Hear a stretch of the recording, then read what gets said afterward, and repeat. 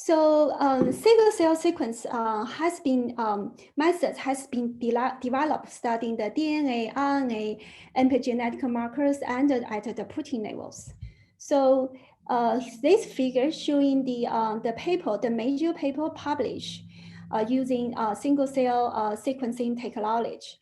The first RNA sequencing data analysis was published in 2019.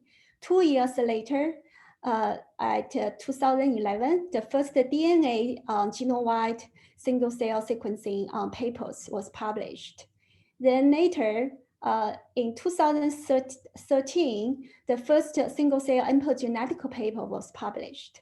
So all this generate huge amount of data allow the scientists to illustrate the cells in the finest details. So the data has a broad impact in many diverse fields of biology, including the microbiology, neurobiology, development, immunology, and cancer research.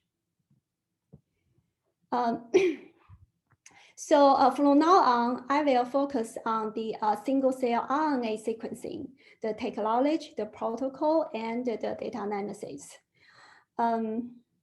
So single-cell RNA sequencing can elucidate the cell type composition of samples.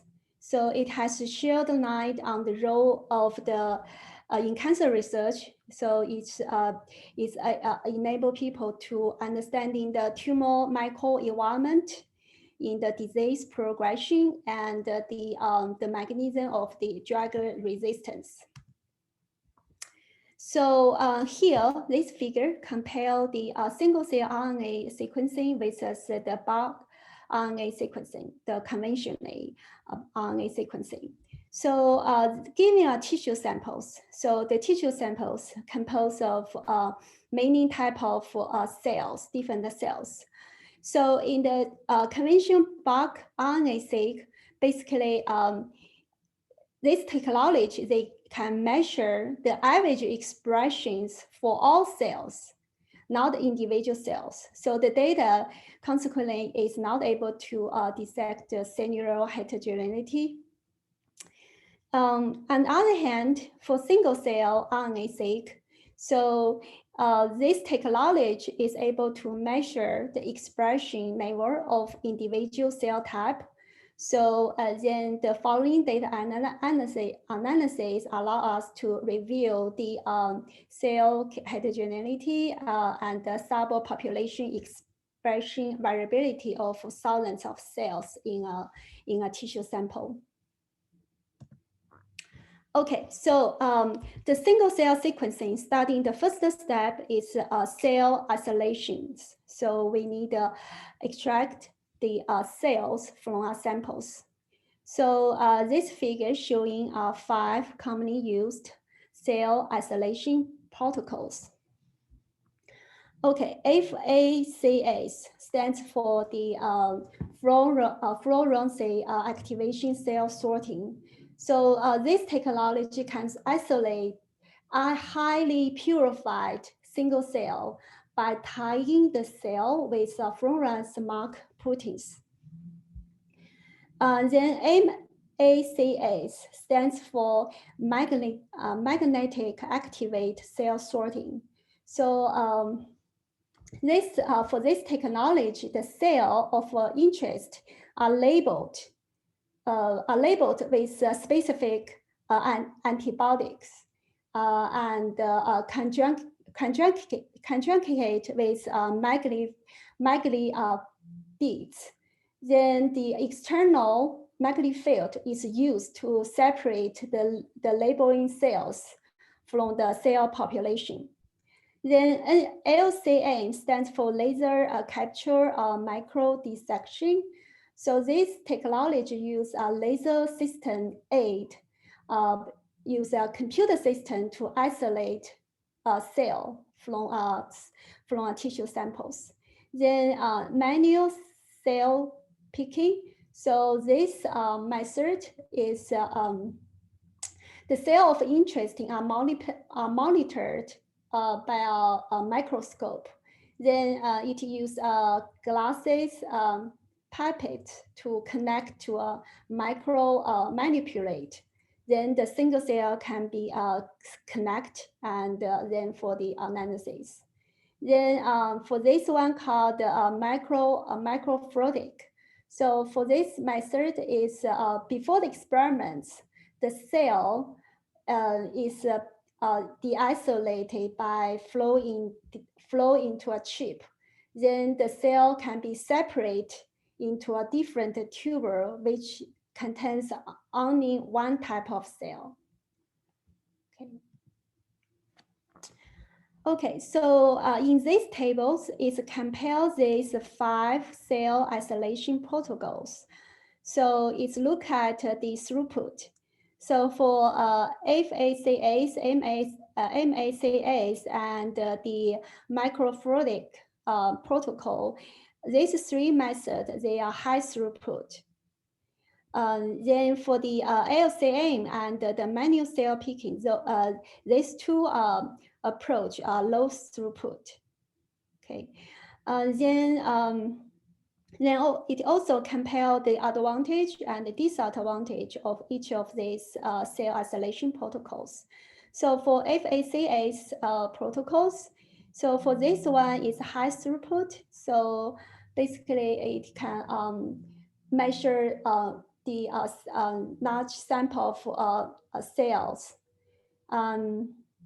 The disadvantage is also the material. It needs a large amount of materials. Then for the MCAs, so for this one this technology is no specific cell captures, and then for the FACAs, MCAs, and the microfluidic, these 3 protocols, they all require the cell dissociation. So basically, cell dissociation could be cause the perturbations in the transcriptional profile of the cells. So that is considered as a disadvantage. Then for the LCM and the manual cell picking, so for this one, these 2 methods, it can intact the live tissues, therefore they can maintain the spatial informations of the cell. Okay, so you can see each of methods has the advantage and disadvantage. Okay, so the procedure for sequence library preparations, including the, as we already discussed, the cell dissociation. Then after that is the cell methods. So they extract the RNA. Then after that is the reverse transcript into the cDNA. Then after that is the second strand cDNA synthesized. Then amplifications. So amplification currently 2 major methods is PCR. This is a traditional amplification. Another is called IVT, in vitro transcriptions. So then after that, after cDNA amplified, then we have the sequence library is ready.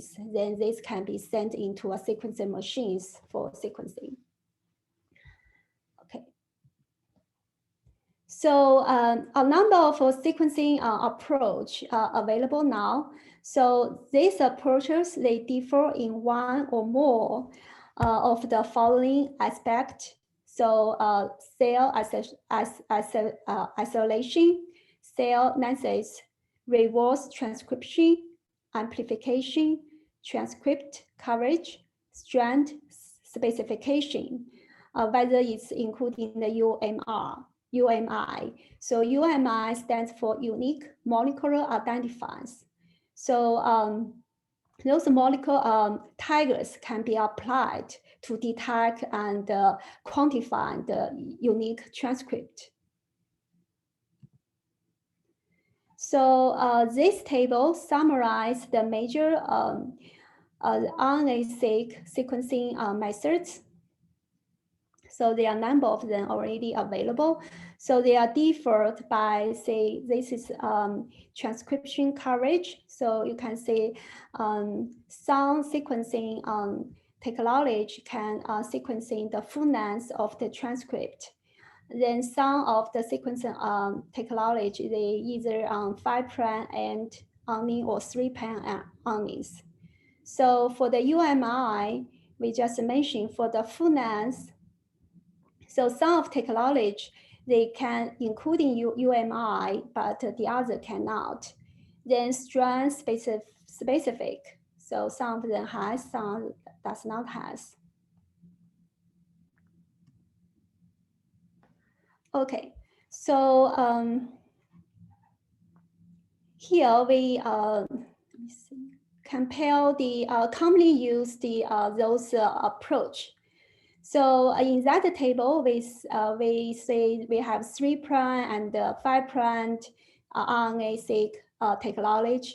So compared to these two, the full length single-cell RNA sequence method, they have advantage of, like, they allow us to do isoform usage analysis, allele expression detection, and RNA editing identifications.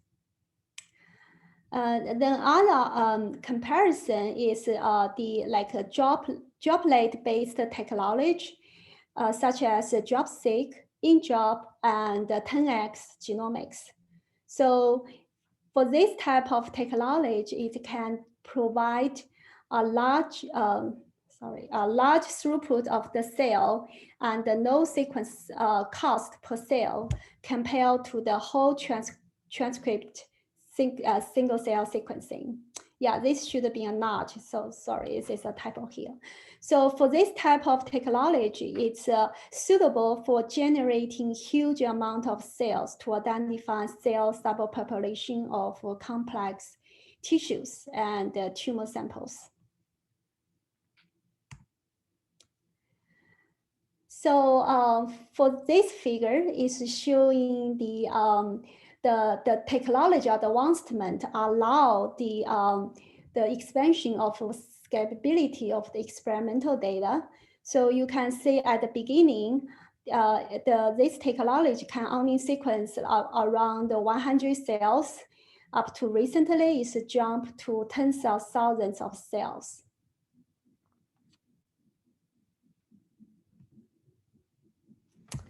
Okay, let me see whether I can shoot in green. Okay. Okay, so technical variations in the single-cell RNA-seq data. So for single-cell RNA-seq data, the study material is very small, just a cell. So the process for generate the high throughput sequencing library often result in substantial technical variations in the single-cell RNA sequencing data. So to estimate the technical variations among different cells, technology called the specking are commonly used. So specking such as like ERCC and the UMR has been widely used.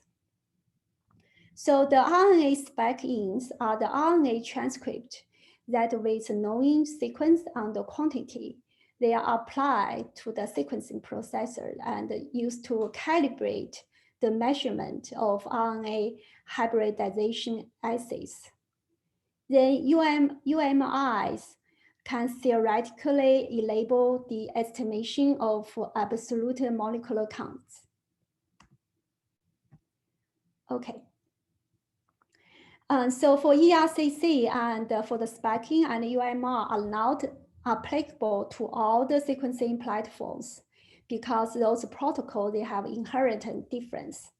So specking are used in approach like SmartSeq2 and SoupSeq, but they cannot be used in the droplet-based methods.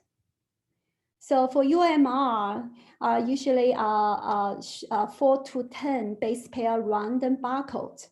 So they are attached to the individual transcript doing the reverse transcriptions. So for UMRs are typically applied to 3' end sequencing technology. So use the UALR can help to remove the amplification noise and the bias from the sequencing data. Okay, so that is about the single-cell RNA sequencing technology, how to provide the sequencing library. So now we're starting talking about after the output from the sequencing machine, we have the raw RNA sequencing data. So now we focus on the data analysis, like bioinformatics analysis. So this figure showing a major step and application of single-cell RNA-seq data. So we will talk each individual procedures in detail. So briefly, the raw sequence data needed to do the quality control. If you do the bulk RNA-seq data, that is a similar process. So after quality control, then the rates, the short rates map to the genomes, the reference genomes, then normalization, imputations. So when the data, the quality, after this, you have the quality data, then can start in the downstream analysis, including the cell type identification, differential analysis, cell transaction inference, and the network constructions. So if you have a full-length transcript sequencing data, then you can further doing alternative splicing, allele expression analysis, and the RNA editing analysis. So in this talk, we will focus on these 4 major applications of the single-cell RNA-seq data. Okay, so first step, the quality QA/QC, quality assessment and controls. So the raw sequence data, just like the bulk RNA-seq data, you could use FastQC. So this is a software commonly used for bulk RNA-seq data analysis. So it can use for single-cell data analysis quality assessment as well. Then next is trim sequence trim. So basically in this step is remove the sequence adapter and the no quality rates. So the software like CAT adapt. So this one is also developed for the bulk RNA-seq sequencing data analysis. It can be also applied for single cell data as well. Then after that, after quality control for the rates, then we can align those rates to the reference genomes. So typically, the methods developed for bulk RNA can be also applied to the single cell data. So here, the popular 2 methods like STAR, top hat, so can be used for single cell data alignment as well. So STAR is a quick alignment approach. However, this one typically requires large memory. So for example, if you work with human data, the required memory is at least 30 gig memory. Then top hat requires less memory, but this one is slower than the STAR. Okay, so then differential expression quantifications. So, so if you have the data generate for the whole transcriptor, single-cell RNA-seq data, so you could use the software developed for bulk RNA to quantify gene expressions like cuff-link, RESSM, and the string-out. So if this is 3-end RNA-seq data, then a specific algorithm are needed to calculate the gene expression based on the UAMS. So saver is one of the this method can be used to estimate the gene expression based on UMR base for the single cell expression quantification.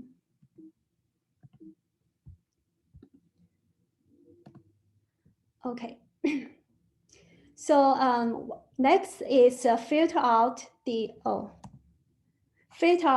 no quality cell. So this is important for the single cell single cell RNA-seq data analysis. So often the experiments can generate a portion of no quality cells that caused by broken or dead cell or mixture with multiple cells. So a series of quality control analyses are required to eliminate those no quality cells for the downstream analysis. So here is data quality control matrices for filtering out no quality cells. So the sample contains only a fair number of reads should have been removed. The reason is like this indicate the depth is insufficient sequencing depth. So this data may not able to identify a moderate expressed or no expressed genes. Then the sample with very low mapping ratios should also be eliminated. So this is could caused by the RNA degradations. Then if the data is used sparking, then if a very high portion of rates map to the sparking, so that is indicate probably there is a broken during the cell capture process, and this type of cell should be removed. Then the number of expressed genes of the in each cell also be suggestive. So if a cell contains a very low number of expressed genes, it should be removed because that is suggested this cell could have been broken during the cell capture process. Then last, the mitochondrial genes. So the ratio of rates mapped to the mitochondrial genes is also informative to identify the no quality cells. So the the threshold of mitochondrial, the rates mapped to our mitochondrial genomes is used to filter out apoptotic, stressed, and no quality cells. So to choose the threshold for remove those cells is depend on the tissue type and the questions that you are investigate. So for example, if you are studying apoptosis in the cell, then probably you do not want to use this very stringent threshold. Okay. So here is a kind of rule how to choose the threshold. If you use a very stringent mitochondrial threshold, that may cause the recover cellular composition of tissues. Then also it increased the cost of the experiments. Then a relaxed threshold will allow apoptotic no quality cell remain in the analysis and resulting wrong biological patterns. So often people use like a 5% to 10% mitochondrial gene as a threshold to remove those type of cells. So there are some single cell specific quality control software has been proposed, like this CNQC and Scatter. So I think the second one is available in R. Okay, so next we talk about the batch effect corrections. So single cell is often generated from multiple experiments with difference in capture time, handling technician cell dissociation protocol, reagent nodes, equipment, and technology platforms. So this difference can lead to large variations or batch effect in the data and can confound the biological variations in the data integration. Okay, so there is a recent study published on Genome Biology 2020. So they compared 14 sequencing RNA-seq batch correction algorithms. So the results showing that each batch effect remove method has its advantage and limitations. So based on the results, they found these three methods with top of the performance compared to the others. So harmoniously proffered well on data set with a common cell type and also from different technology. Also, it has a lower running time. Then the second one, LIGR, performed well on the data set with a non-identical cell type, and the running time is longer than the harmony. Then the SURAS-3 is able to handle large data set, is slower, 20 to 15% not running time than the LIGR. Then for HC merge, so this method is recommended for differential gene identifications in the batch corrected data. So in this figure is compare this 14 batch effect remove method. So they so this is an example analysis for mouse brain single RNA-seq dataset. So they have two measurements. One is they measure the same tissues. One is used the drop-seq. Another one is use a split-seq. Okay, so you can see this is the raw data. So even they are measured exact the same thing, then when they are integrate these two data together, so you can see they are actually quite different from each other due to the batch effect. So then the following is showing the results after the batch effect correction. So you can see the three methods that they found is better, like SURAS-3. So after correction, you can see these two data overlap each other's very well. So harmony, this is another one. They overlap to each other, better compared to the raw data. Then another one is the LIGR approach. So you can see also this one is able to remove the batch effect. So these two data overlap to each other as they're supposed to do.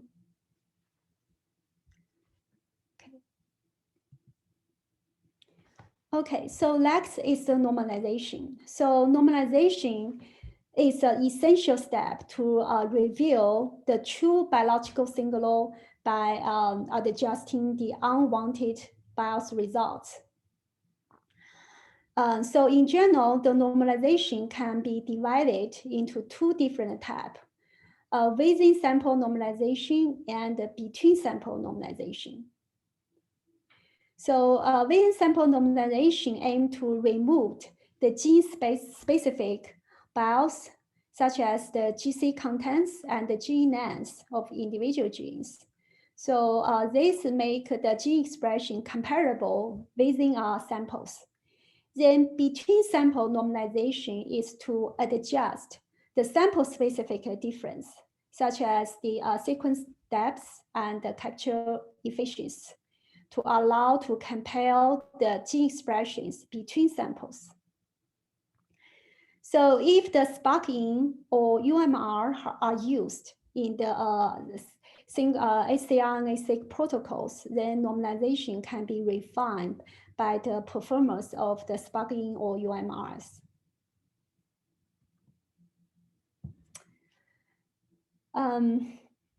So this table lists several normalization software that is designed for single cell. So this method, they are use different models like SAM, STRT, is use Python resampling and non-parametric statistic.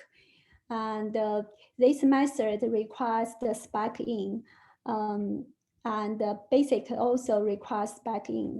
The top three method needs the spec-in, and then these two does not require the spec-in. Then the last three method is optional. It can handle both spec-in data and no spec-in data.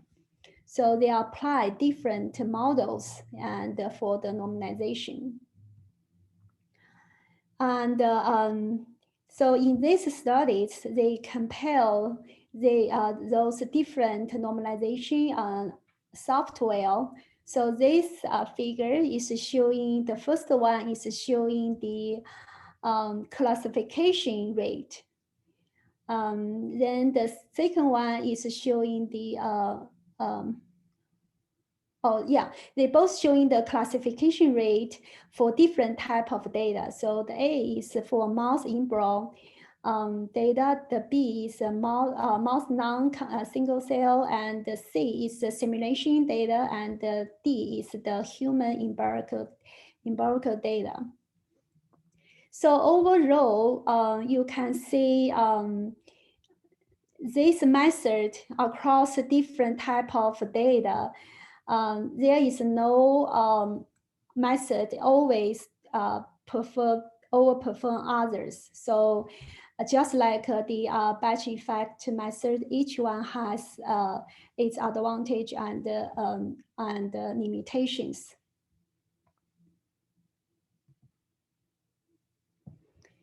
And this is another comparison of those normalization methods. They look at the overall the running time. So the first four rows is the running time for this four data set, and then the last four rows showing the classification and visualization results for the normalization software. So you can see some like a basic and the ACE norm. So it takes much longer time compared to the others. And then for the performance, the classification performance like a basic and the ACE-OM, AC norm has the best performance. So the trade-off is the algorithms take longer running times to get the results.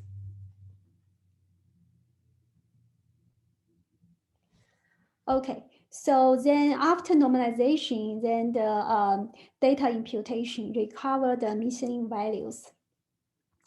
So one features of the single cell data is contains many missing values that caused by the small amount of MLR in the experiments. So then data imputations, many data imputations method has recently developed. So here a list of several companies use Saver, Magic, S-impute, DR-impute, and auto-imputation.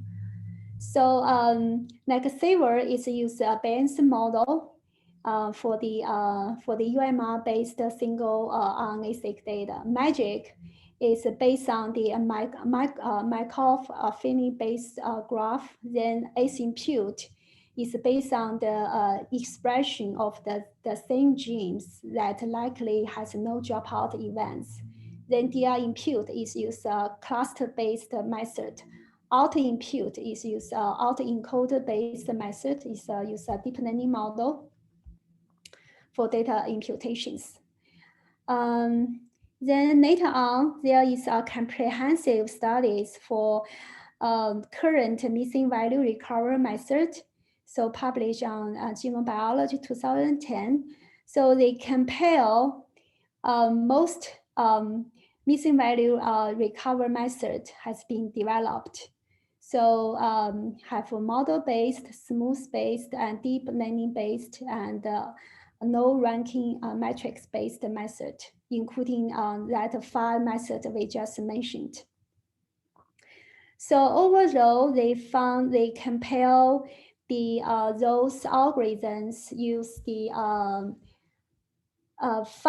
6 measurement, look at their correlation with the bulk RNA-seq data, look at their how their influence on the differential gene analysis, clustering results, trajectory, and running time, required memory, and the scalabilities. So the light color is better. The darker color is the worse performance. So no impute. So here is mean the data without imputations. So when you use the as the single cell contains a high percentage of missing data, somehow you need to use imputations. However, it should be used with cautions, because the imputation could introduce false positive. So for examples, you can see some of imputation methods actually resulting worse results compared to the data without imputations, like the differential analysis. These 2 methods, their results for differential analysis is worse in the data, original data without imputations. Another criteria is the scalabilities. So you can see this deep impute. So this is a recently developed imputation method. So this method is able to handle a large size of single cell. So has very good scalability. The memory does not require large memory, is very fast compared to the others. Like this HC impute. So this is one method we talked about in previous slides. It's impute the gene using the nearby gene expressions. So this method, you can see it has good scalabilities. That is mean they can handle large size of data set. However, it requires large memories. So if you have a computer with limited memory, you probably cannot run as impute successfully. It's just failed out due to the memory. But this method, if you have enough memory, it should able to handle large set of data imputation. Okay, so dimensionality reduction. So this one is used to reduce, is used to transfer the original high dimension noise expression matrix into low dimension subspace with enriched singulars. So there are 3 commonly used dimensionality reduction methods, PCA. So this is a principal component analysis. So it's a commonly used method for the other data analysis as well. TSNE, T-distributed statistical neighboring embedded method. So this one is a nonlinear approach to visualize high dimension data, UAMP. So this is another commonly used method for dimensionality reduction and the visualization of the single cell data. Okay. Okay, so now we have finished about the quality control and the data imputations. So then the application of the single cell. So one major goal of single cell data analysis is identifying the cell type, identifying the cell subpopulations. So keep in mind, this step you should perform after you finish the quality control normalization method before you apply do the cell type identifications. So for examples, so you have the single cell data that is from healthy tissues. Then another side, you have the single cell data from tissue with the disease. So you sequence it, then you do the cell type clusterings. So you can see by accurate analysis that can allow you to identify the cells that is associated with the disease. So for the approach for cell type identification, cell clustering can be grouped into two categories based on whether the pile information is used. If a set of knowing mask was used, then in the clustering, then this type of method is based on the pile information. Then another method is unsupervised unsupervised clustering method. So there are four major methods like k-mean hierarchy clustering, density-based clustering, and community detection method. They also call the graph-based method. So next we will showing some comparison of this major cell clustering method. So we'll measure based on those quality metric, those metrics. One is called the just random index. So this measure the similarity between the clustering results and the true clustering. Second is we use the homogeneity score. So this evaluate the performance of clustering results regards to the ground truth. Then the third is the running time. So for these studies, they applied a different cell clustering method using mouse pancreas single-cell RNA-seq data. So they look at this ARR, so this is one measurement, then the homogeneity and the running time. So in this study, they showing the race ID 3 showing the best performance. So then this one is still for that studies. So they do they look at the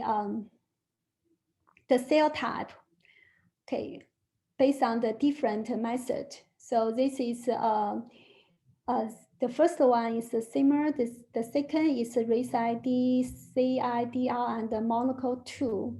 So you can see then the color. So the color is labeled based on the knowing cell type.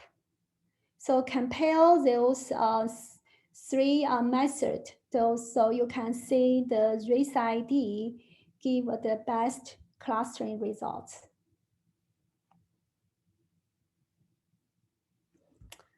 Okay, so next is about cell lineage constructions use single cell data, the single cell RNA-seq data.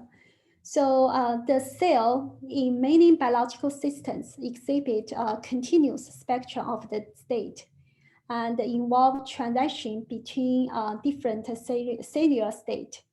So those dynamic processes can be computationally modeled by construct the cell trajectory and pseudo time based on the single RNA-seq data. So the pseudo time is order the cell under the trajectory of a continuous developed process in a system. So which allow to identify the cell type at the beginning, in the middle, and end of the trajectory. So here is showing, say, giving a RNA-seq data. So we are able to tracking the development of those cells. So this allow us to found the cell response to the infection or the stimulants. Then the cell lineage construction method. So right now, there are also a number of methods has been developed. So they are based on based on different methods. So for example, based on the dimensionality reductions, so they are used different dimensionality reductions. Okay.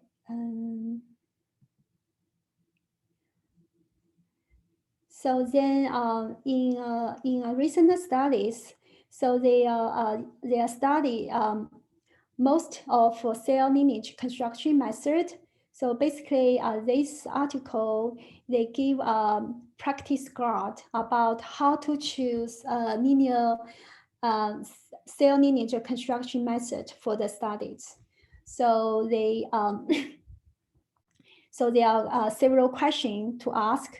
So first, whether you expect multiple disconnected trajectory, then whether you expect a particular topology, whether you expect circle in the topology, whether you want a complex tree topology.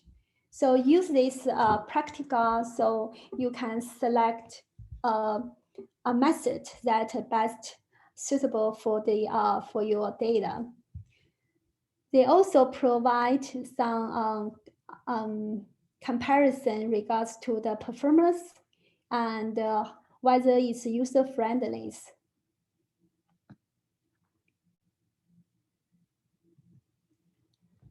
Okay, so differential analysis. So that is another applications for the sequencing data, RNA sequencing data.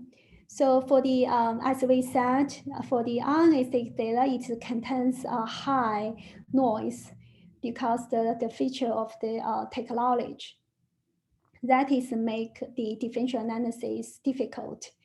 And another thing is in the RNA-seq data, so the genes has a multimodal gene expression patterns.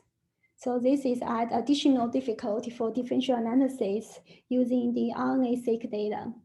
So in this table, it's summarized the differential analysis software currently has been used in single-cell RNA-seq data. So these two methods, AGR and the dissect2, so these two methods originally are developed for bulk RNA-seq data. So people also used in the single-cell data analysis. And all the others are particularly developed for single-cell data analysis. So each method, those methods are available, most available in R, and one D3E is available in Python. So another thing is when you choose the software for differential analysis, you need to pay attention to the input format, whether it requires the raw reads count or it requires normalized data. So that is important for getting a correct result. Okay, so last is the regulatory network. Use the single-cell RNA-seq data. So use to build the regulatory network, can help us to understanding the gene interactions and gene expression correlations. So currently there are two major methods that has been used for single-cell RNA-seq data network inference. One is called WGCNA, weighted gene co-expression network analysis. So this one is widely used in the bulk RNA-seq data. So people also use in the single-cell data network as well. So for this method, it's assumed that gene highly correlated is also in expressions, that is mean they are co-regulated. So this is the assumption of this network approach. Recently, another single-cell specific network approach was developed called the single-cell irregular network inference and clustering. So this algorithm, they reconstruct the gene regulatory network from single-cell RNA-seq data. So in their paper, they showing that this cynical can robust predict the interactions between transcription factors and the target genes.